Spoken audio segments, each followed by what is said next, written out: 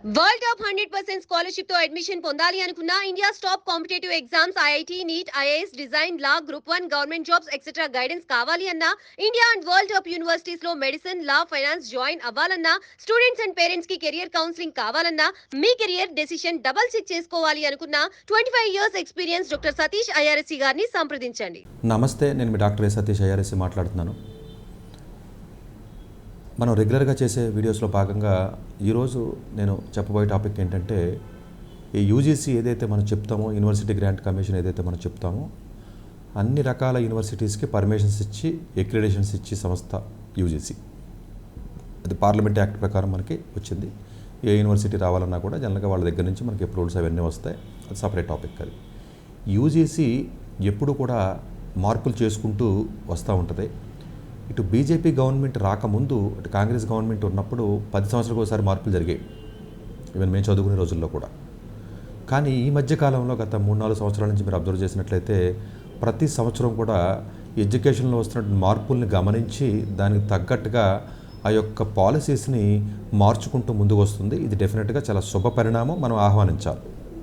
So దానిలో భాగంగా UGC సమూలంగా మార్పులు చేసినవి చేయబోతున్నవి 2025లో వాళ్ళకు ఉన్నటువంటి ప్లానింగ్కి సంబంధించినటువంటివి ఏమున్నాయి అన్నది మేజర్గా మనం చూసుకున్నట్లయితే డెఫినెట్గా అందులో 3-4 మేజర్ ఆస్పెక్ట్స్ ఉన్నాయి. అవి మనం మాట్లాడుకుందాం. ఒకటి పర్టికులర్గా అఫ్కోర్స్ ఇది లాభమా నష్టమా అనేది మనం ఒకసారి నేను చెప్పడం అయిన తర్వాత వీడియోలో తర్వాత నేను మీకు డీటెయిల్గా నేను అది అనాలిసిస్ నేను చేస్తానంటే లాభమా నష్టమా అన్నది బ్రీఫ్గా, డీటెయిల్గా కాదు. కానీ సో ఈ మేజర్గా న్యూ ఎడ్యుకేషన్ పాలసీ ఏదైతే మనకు వచ్చిందో, ఈ న్యూ ఎడ్యుకేషన్ పాలసీని ఇంప్లిమెంట్ చేయాలి అని చాలా బలంగా సెంట్రల్ గవర్నమెంట్ అనుకుంటుంది. దానికి తగ్గట్టుగానే చాలా కాలేజెస్లో ఆల్రెడీ న్యూ ఎడ్యుకేషన్ పాలసీని ఇంప్లిమెంట్ చేయాలనే ఉద్దేశంతో 3 ఇయర్స్ డిగ్రీ ఏదైతే ఉన్నాయో అవన్నీ కూడా తీసేయడం జరుగుతుంది. అవన్నీ కూడా 4 ఇయర్స్కి మార్చి ఆనర్స్ కింద మార్చి బీఎస్సీ ఆనర్స్ కానీ బీఏ కానీ బీకామ్ కానీ ఆనర్స్ కింద మార్చి డిగ్రీస్ని 4 ఇయర్స్ డిగ్రీ చేయడం జరుగుతుంది. దానిలోనే ఆల్రెడీ చాలా ఐఐటీస్కి ఏవైతే 4 ఇయర్స్ మనకు బీటెక్ ప్రోగ్రామ్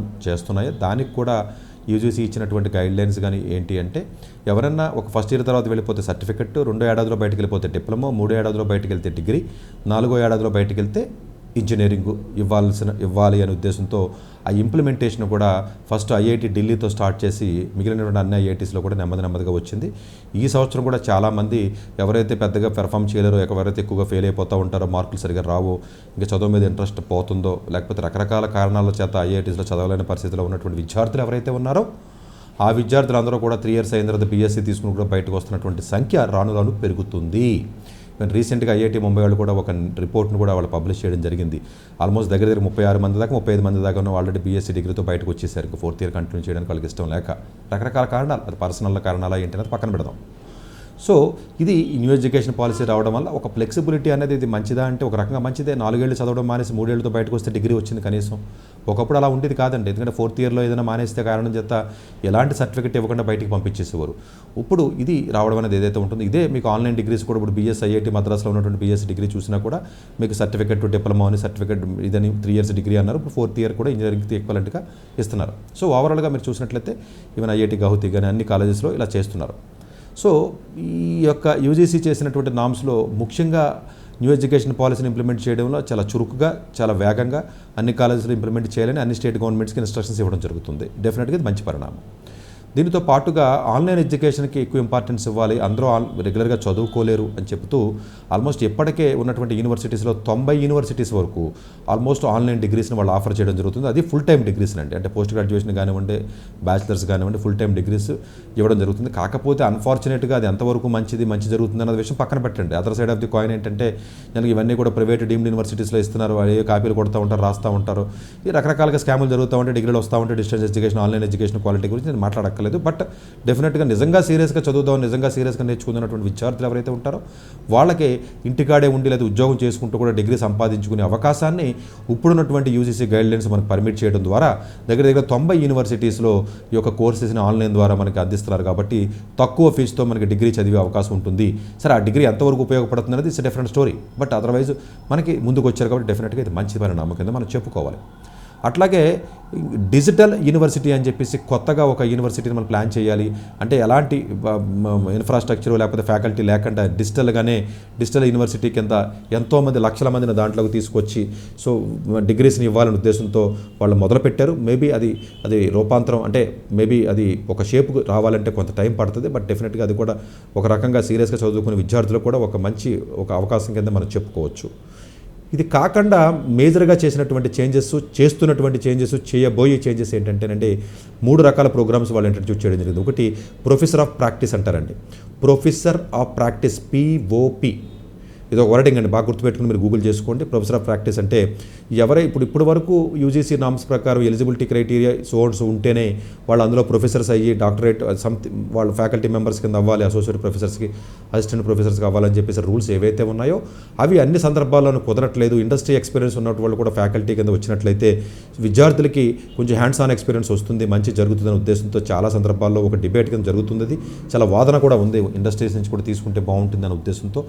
దాంట్లో భాగంగానే ప్రొఫెసర్ ఆఫ్ ప్రాక్టీస్ని ఇంట్రడ్యూస్ చేసి ఏ కాలేజెస్ అయితే ఫ్యాకల్టీస్ కావాలని చెప్పేసి అనుకుంటాయో అది నోటిఫికేషన్ రిలీజ్ చేసినట్లయితే ఇండస్ట్రీస్ ఏవైతే ఉంటాయో, ఇప్పుడు నేను ఇండస్ట్రీస్ నుంచి ఉన్నాను for example, I'm not academician basically, industries నుంచి నేను వచ్చాను ఫర్ ఎగ్జాంపుల్, నాకు ఇండస్ట్రీ ఎక్స్పీరియన్స్ ఉంది, నాకు PhD లేదు, నేను ఇంతకుముందు అసిస్టెంట్ ప్రొఫెసర్ కింద పని చేయలేదు, అయినప్పటికీ కూడా ఒక ఇండస్ట్రీ నన్ను స్పాన్సర్ చేయొచ్చు ఆ కాలేజీకి, ఏదో ఒక IITకో లేకపోతే KL యూనివర్సిటీకో గీతంకో ఏవైతే ఉన్నాయో ఏదో డీమ్డ్ యూనివర్సిటీస్కో ప్రైవేట్ కాలేజెస్లో ఎవరైతే ఫ్యాకల్టీస్ సరిగా ఉండరో ఆ కాలేజెస్ ఇప్పుడు టెక్ మహేంద్ర కానీ VIT AP కానీ ఏవైతే వాటెవర్ ద కాలేజెస్ ఏవైతే ఉంటాయో ఇలాంటి కాలేజెస్లో ప్రొఫెసర్ ఆఫ్ ప్రాక్టీస్ అన్నది దయచేసి వాళ్ళు వాడుకుంటే మంచిది.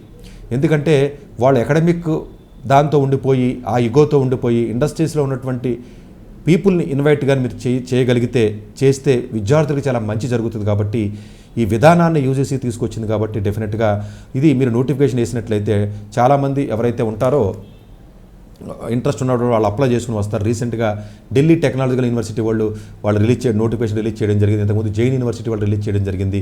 ఇట్లా ఏవైతే మీకు ప్రైవేట్ కాలేజెస్ కానీ చిన్న కాలేజెస్ ఏవైతే ఉంటాయో ఫుల్ రిక్రూట్మెంట్ ఎవరైతే ఉండరో వాళ్ళు ప్రొఫెసర్ ఆఫ్ ప్రాక్టీసెస్ ద్వారా చేసుకోవచ్చు. అది ఇండస్ట్రీ పీపుల్ అయినా ఉండొచ్చు, అయితే ఎవరైనా స్పాన్సర్ చేయొచ్చు.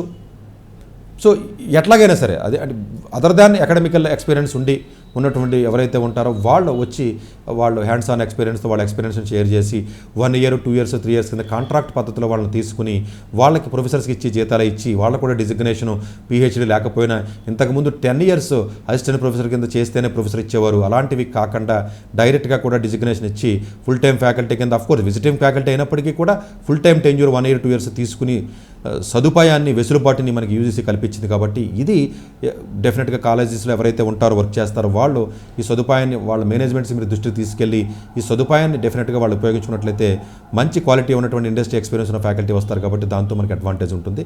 ఇది చాలా మంచి పరిణామం కింద మనం చెప్పుకోవాలి. అలాగే అప్రెంటిస్షిప్ ఎంబెడెడ్ డిగ్రీ ప్రోగ్రామ్ అండి, ఇది కొత్తగా వస్తుంది. ఈ సంవత్సరం లాంచ్ చేయాలని చెప్పి బలంగా చూస్తున్నారు. అంటే అన్ని కాలేజెస్కి చేయలేరు, శాంపుల్ పైలట్ ప్రాజెక్ట్ కింద కొన్ని college apprenticeship embedded degree program అంటే 4 సంవత్సరాల ఇంజనీరింగ్ ప్రోగ్రామ్ని 2 సంవత్సరాల మాత్రమే మీరు కాలేజీలో చదువుతారు.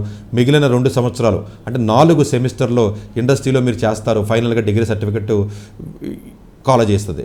అంటే ఇది ఎలా అంటే ఫర్ ఎగ్జాంపుల్ మీరు ఎక్కడ ఉన్నారు, ఏదో కాలేజీలో చదువుతున్నారు, చుట్టుపక్కల ఏదో ఇండస్ట్రీ ఉంది టెక్స్టైల్ ఇండస్ట్రీ, మీరు టెక్స్టైల్ ఇంజనీరింగ్ చదువుతున్నారు, మీకు హ్యాండ్స్ ఆన్ ఎక్స్పీరియన్స్ ఉండదు. కాబట్టి టెక్స్టైల్ ఇండస్ట్రీతో మీరు టైఅప్ పెట్టుకుని ఆ టెక్స్టైల్ ఇండస్ట్రీలో కానీ 4 సెమిస్టర్స్ కానీ మీరు చదవగలిగితే అక్కడ వచ్చినటువంటి ఎక్స్పీరియన్స్ ఏదైతే ఉంటుందో ఆ ఎక్స్పీరియన్స్తో ప్రాజెక్టు అవన్నీ చేసి ఫైనల్గా మీరు యూనివర్సిటీకి వచ్చి ఆ ప్రాజెక్ట్ అది సబ్మిట్ చేసినట్లయితే 2 years యూనివర్సిటీలో చదివితే బేసిక్స్ థియరిటికల్ ఫౌండేషన్స్ ఏదైతే ఉందో అది సరిపోతుంది.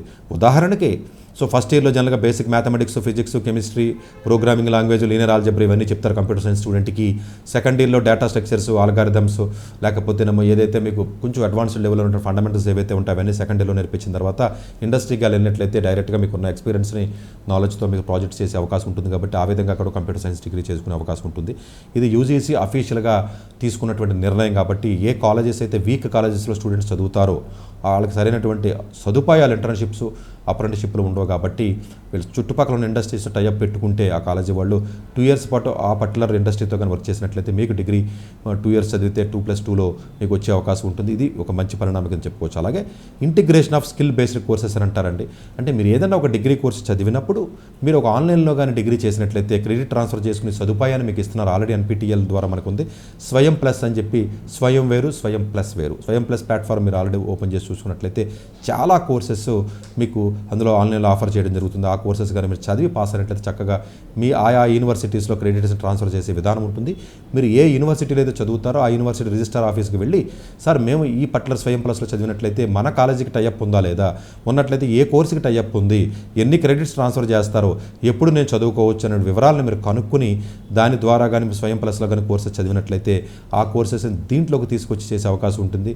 ఈ అవకాశం ఈవెన్ IITలో కూడా ఉంటుంది. ఈవెన్ IIT మద్రాస్ లాంటి చోట చదివినప్పటికీ కూడా NPTELలో కోర్సెస్ చేసినా కూడా దాన్ని కూడా క్రెడిట్ ట్రాన్స్ఫర్స్ కింద ఇచ్చే సదుపాయాన్ని వాళ్ళు తీసుకురావడం జరిగింది. ఇది ఈ 3 కూడా మేజర్గా తీసుకున్నటువంటి స్టెప్సే డెఫినెట్గా ఇప్పుడున్నటువంటి రిక్వైర్మెంట్స్కి అవసరం. అంటే ప్రొఫెసర్ ఆఫ్ ప్రాక్టీస్ కానివ్వండి, అప్రెంటిస్షిప్ ఎంబెడెడ్ డిగ్రీ ప్రోగ్రామ్ కానివ్వండి, integration of skill based courses కానివ్వండి, ఈ 3 కూడా.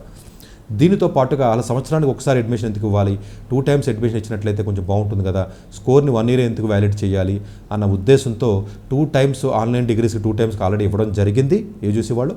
రెగ్యులర్ కోర్సెస్ కూడా ఫ్యూచర్లో ఈవెన్ ఇంజనీరింగ్ లేకపోతే అదర్ కోర్సెస్ కూడా 2 టైమ్స్ అడ్మిషన్స్ తీసుకుని ప్రతిపాదనని యూజీసీ ముందుకు తీసుకొచ్చింది. దాన్ని ఇంప్లిమెంట్ చేయడానికి ప్రయత్నం చేస్తున్నారు. ఇది కూడా డెఫినెట్గా ఒక మంచి విధానమే. యాన్యువల్గా 2 టైమ్స్ అడ్మిషన్స్ తీసుకోవడం అనేది. అఫ్కోర్స్ డాక్టర్ రాధాకృష్ణ కౌన్సిల్ వాళ్ళు ఇచ్చినటువంటి రిపోర్ట్ ఏదైతే ఉందో దయచేసి చదవండి. కొంచెం ఎకడమిక్స్ ఇంట్రెస్ట్ ఉన్నటువంటి వాళ్ళ రికమెండేషన్ చాలా వండర్ఫుల్గా ఉన్నాయి. అవి వీళ్ళు ఇంప్లిమెంట్ చేయడానికి ఒక్కొక్కటి ప్రయత్నం చేసుకుంటా వస్తారు. అలాగే CUET ఎగ్జామ్ ద్వారా చాలా బర్డెన్ అవుతుంది. 40 లక్షల మంది రాస్తున్నారు, అందరికీ సరైనటువంటి సీట్స్ రావట్లేదు, కన్ఫ్యూజింగ్గా ఉందనే ఉద్దేశంతో ఇది చాలా సందర్భాల్లో నేను కూడా మాట్లాడానండి. అదో బిగ్గెస్ట్ కన్ఫ్యూజన్ ఎగ్జామ్ ఏదైనా ఉందంటే భారతదేశంలో CUET ఎగ్జామ్ మాత్రమే.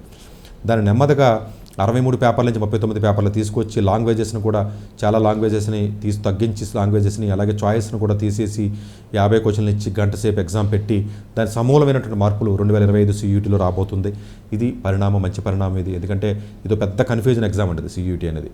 బట్ అన్ని ఎగ్జామ్స్ని దానికి ఎందుకు తీసుకురావాలని చెప్పేసి మేమే చెప్తాము. బట్ దాన్ని కన్ఫ్యూజింగ్గా వాళ్ళు దాన్ని కండక్ట్ చేస్తున్నారు. డెఫినెట్గా దాన్ని కొంచెం స్ట్రీమ్లైన్ చేసి చాలా వరకు కూడా మార్పులు చేశారు. 2025 CUET నోటిఫికేషన్లో చాలా మార్పులు మీరు చూడబోతున్నారు. సో డెఫినెట్గా అది కూడా ఒక మంచి పరిణామం కింద మీరు చెప్పుకోవచ్చు CUET యూజీలో పీజీలో కూడా. అట్లాగే జనరల్గా వీళ్ళు యాక్చువల్గా ఇవన్నీ చేసినప్పటికీ కూడా జరుగుతున్నటువంటి తప్పులు ఏంటంటే యూజీసీకి నేను పర్సనల్గా చూసినట్టు చాలా కాలేజీలతో క్లోజ్గా వర్క్ చేశాను. వీళ్ళు ఏంటంటే దొంగ సర్టిఫికేట్లు పెట్టేస్తూ ఉంటారు అక్రిడిటేషన్స్కి. ఇప్పుడు చూడండి NIFR ర్యాంకింగ్లో VIT 10వ ర్యాంక్లో ఉంటుంది, IIIT 60వ ర్యాంక్లో ఉంటుంది. ఇంతకంటే చెత్త ర్యాంకింగ్ ఏముందండి? NIFR ర్యాంక్ని ఎట్లా నమ్ముతారండి జనాలు? నాకు అర్థం కాదు. VITనేమో 10వ ర్యాంక్లో ఉంటుందా, అమృత ముందు ఉంటుంది, మెడికల్ కాలేజీలో 6వ ప్లేస్లో ఉంటుందా? కానీ బట్ టాప్ కాలేజీలేమో మంచి కాలేజీలు కింద 60వ ర్యాంక్లో ఉంటుంది. IIIT హైదరాబాద్, చాలా NITs మంచిగా ఉంటాయి, చాలా IIIT బెంగళూరు ఎక్కడో ఉంటుంది అది. So NIFR ranking it self is the bogus ranking అని చెప్పి చాలామంది అభిప్రాయం. అది నా అభిప్రాయం కూడా అది. ఎందుకంటేనంటే ఫ్యాకల్టీ లేకుండా ఉన్నట్టు చూపించి వాళ్ళ సంతకాలు పెట్టించి వాళ్ళకి శాలరీ వస్తున్నట్టుగా డ్రా చేసి యూజీసీకి పంపిస్తారు. ప్లేస్మెంట్స్ రాకపోయినా వచ్చినాయని చెప్తారు. జీతాలు లేకపోయినా ఫేక్ లెటర్లు పెట్టిస్తారు, అది చూపిస్తారు. స్టూడెంట్ ఫ్యాకల్టీ రేషియో దొంగది చూపిస్తారు. రీసెర్చ్ చిన్న పబ్లికేషన్స్లో స్కోపస్ ఇండెక్స్ అని అదే చిన్న పబ్లికేషన్స్లో పెట్టి ఆ పబ్లికేషన్స్ పెయిడ్ ఆర్టికల్స్ అంటారు, వాటిని పెయిడ్ జర్నల్స్ అంటారు. రీసెర్చ్ గురించి చాలామందికి అవగాహన ఉండదు. అందులో పెట్టి మళ్ళీ ఇవన్నీ ర్యాంకింగ్ NIFR ర్యాంకింగ్ రావాలని చెప్పేసి అన్ని బోగస్ డాక్యుమెంట్లు, మళ్ళీ సర్వే వాళ్ళ కాలేజీలో స్టూడెంట్స్ చేస్తే వాళ్ళ మొబైల్ ఓపెన్ చేసి మళ్ళీ రేటింగ్ ఇప్పిస్తారు. ఒక 1000 మందిని రిక్రూట్ చేయడం, రేటింగ్ ఇప్పించడం. ఇప్పుడు అమెరికాలో కూడా అంతే కదండి. ఇప్పుడు గేమ్ చేంజర్ వీడియో పైరసీ జరిగి దాన్ని బ్యాడ్ టాక్ తీసుకొచ్చారంటే 1000 మంది వర్క్ చేశారంట. యూఎస్లోనే అక్కడ ఏజెన్సీ 4 కోట్లు ఖర్చు పెట్టారంట. అయితే ఇంకొకటి మీద ఎవరి మీద ఏదైనా చేయాలంటే ఏముండదండి, ఒక 100 మందిని పెట్టుకోవడం, వాళ్ళకి ల్యాప్టాప్లు ఇచ్చేయడం, దాన్ని ఏదైనా మార్చేయచ్చు రిపోర్ట్స్ని. ఇది దొంగ రిపోర్ట్లు ఇచ్చి విధానం అరికట్టాలి యూజీసీ. అట్లాగే NAAC అక్రిడిటేషన్స్ అని చెప్పేసి అసలు అక్రిడిటేషన్సే కాలేజీలో క్వాలిటీయే లేని చెత్తాచెదర ఉన్న కాలేజీకి అక్రిడిటేషన్స్ రావడం జరుగుతుంది. అసలు ఎలాంటి క్వాలిటీ ఉండదు, మాస్టర్లు ఉండరు, ఫ్యాకల్టీ ఉండదు, రీసెర్చ్ ఉండవు, ల్యాబ్స్ ఉండవు, నాక్ ఏ అక్రెడిటేషన్స్ అంటారు. ఇది చూసి తింగర పేరెంట్స్ ఎవరైతే ఉన్నారో, అమాయకులు ఎవరైతే ఉన్నారో, ఇదిగో మంచి కాలేజ్ అంటే కదా NIFR ర్యాంకింగ్లో ఉంది కదా జాయిన్ అవుతున్నారు. ఈ ర్యాంకింగ్ ఏదైతే ఉందో ఈ బోగస్ ర్యాంకింగ్స్ని మాత్రం కొంత అదుపు చేయవలసినటువంటి అవసరం యూజీసీకి ఉంది. కాకపోతే పాపం వాళ్ళు కూడా ఏమీ చేయలేరండి. నేను కూడా గవర్నమెంట్లో వర్క్ చేశాను. డాక్యుమెంటేషన్ వచ్చినప్పుడు పాపం వాళ్ళు కూడా ఏం చేస్తారంటే, ఎంతమందికి జాబులు వచ్చినాయి డాక్యుమెంట్లో ఫేకు, ఎంతమంది PhD ఉన్నారో ఫేకు, ఎంతమందికి జీతాలు ఇస్తున్నాం fake, student faculty ratio fake, ప్రతిదీ క్రియేటెడ్ డాక్యుమెంట్స్ అండి. అవన్నీ కూడా ఆ క్రియేట్ చేసి డాక్యుమెంట్స్ అన్ని అక్రిడేషన్ తెచ్చుకుంటారు. నాకు ఏ ఉంది, A+ ఉంది, A++ ఉంది అని అంటారు. ఎట్లా ఉంటుందంటే విజ్ఞానికి కూడా ఉంది, మిగతా కాలేజీకి కూడా ఉంది. ఎక్కడ ఉంటాయి అక్రిడేషన్స్, ఎట్లా వస్తాయండి ఇవన్నీ కూడా? ఇది యూజీసీ కొంచెం క్వాలిటీని ఎన్ష్యూర్ చేయవలసినటువంటి బాధ్యత యూజీసీకి ఉంటుందండి. అట్లాగే మెడికల్ కాలేజీలు కూడా అంతేనండి, అన్ని స్కాములు జరుగుతూ ఉంటాయి. సో యూఎస్లో మొత్తం బ్యాన్ చేసి పాడేశారు, మొత్తం యూఎస్ ఎలకండ చేసి పాడేశారు మొన్న. సో క్వాలిటీని పేపర్ మీద కనపడతాయండి. పేపర్ కింగ్స్ అందరం మనం, Indians are paper Kings, but ప్రాక్టికల్గా ఉండరు. సో ఈ మార్పులు నిజంగా ఆహ్వానించదగ్గి చాలా మంచివండి. ఇలాంటివి రావాలని నాలాంటి వ్యక్తులు మనస్ఫూర్తిగా కోరుకుంటారు. But at the same time దీని ఇంప్లిమెంటేషన్లో కొంచెం జాగ్రత్తలు పాటించాలి. ఆన్లైన్ డిగ్రీ ఇస్తే గొప్ప కాదండి, డబ్బులు తీసుకుని డిగ్రీలు ఇచ్చేస్తున్నారు ఈ ఆన్లైన్ 90 యూనివర్సిటీస్. ఇలాంటివి లేకుండా కానీ జాగ్రత్తలు తీసుకున్నట్లయితే డెఫినెట్గా యూజీసీ మీద పబ్లిక్లో ఉన్న జనాలకి ఇలా స్టూడెంట్స్కి కూడా రెస్పెక్ట్ పెరుగుతుంది. క్వాలిటీ ఉన్నటువంటి కాలేజీలని ఎంకరేజ్ చేస్తూ ముందుకెళ్ళాలి. పర్మిషన్స్ లిమిట్ లేకుండా పర్మిషన్ ఇస్తుంది యూజీసీ. లిమిట్ ఉండదండి. 2000 మందిని ఒక క్యాంపస్లోనే రిక్రూట్మెంట్ ఫ్యాకల్టీని తీసుకుంటారు స్టూడెంట్స్ని. ఒక్క క్యాంపస్లోనే, ఏదో అమృతానో VITనో ఏదో SRMో తీసుకోండి, ఒక్క క్యాంపస్లోనే ఒక బ్రాంచే 2000 మందిని తీసుకుంటుంది. మరి పర్మిషన్స్ ఎట్లా ఇస్తున్నారు, ఫ్యాకల్టీలు ఎలా ఉన్నారో, అసలు అంత రీసెర్చ్ జరుగుతుందా, అంత ల్యాబ్స్ ఉన్నాయా, అంత ఫ్యాకల్టీ స్టూడెంట్ రేషియో ఉందా?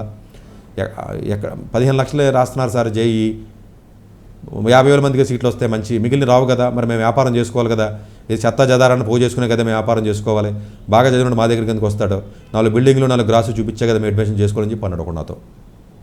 డైరెక్ట్గా చెప్తున్నాడు, బిల్డింగ్లు చూపించాలి, గ్రాస్ చూపించాలి, సో ఈ మిగిలిపోయిన JEEలో మిగిలిపోయిన చెత్త అంతా తీసుకోవాలి అని చెప్పి స్టార్ట్ చేస్తున్నారు ఈ కాలేజీలన్నీ, ఈ డీమ్డ్ యూనివర్సిటీస్ మొత్తం అన్నీ కూడా.